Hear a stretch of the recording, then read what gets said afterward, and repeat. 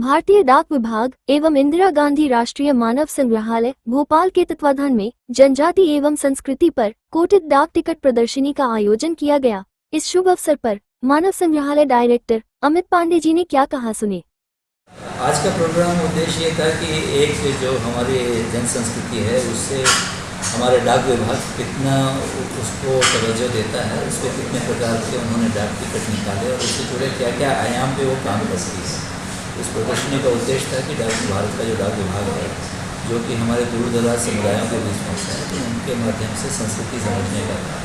तो इसमें आपको लद्दाख से लेकर लक्षद्वीप करके डाक टिकट हैं समुदायों में, आपके नागा समुदाय से लेकर के भील, आपका काल बेलिया आदि हर प्रकार के समुदायों को, और स्वतंत्रता संग्राम जो हमारे फ्रीडम फाइटर्स थे जनजाति के, उन पे सभी पे टिकट्स दिख रहे हैं। कानों पे है, टीका मांझी पे, जो भील हैं, इन सब पे, बिरसा मुंडा पे, तो सभी पे इन्होंने हर पहलुओं को अपने संस्कृति में दिखाने की कोशिश की है।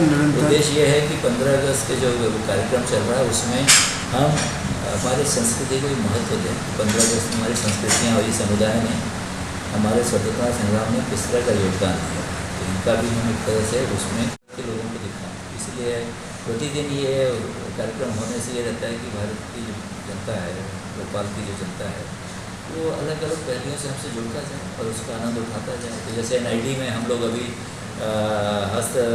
वस्त्र कथा पे कर रहे हैं, हैंडलूम का दिवस कल नेशनल हैंडलूम दिवस, कल इंडिजिनस डे भी था।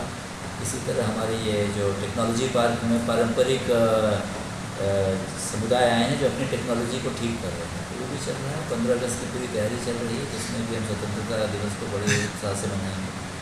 उसमें उद्देश्य ये है कि हम उन चीज़ों को जागरूक करें कि जिसके लिए देश संघर्ष किया है वो हम और भी मजबूत करें। ऐसी स्थिति पुनः ना है, हम अपने आगे बढ़ते चलें। उद्देश्य स्वतंत्रता दिवस में देशवासियों के लिए किस तरह संदेश देना चाहेंगे आप?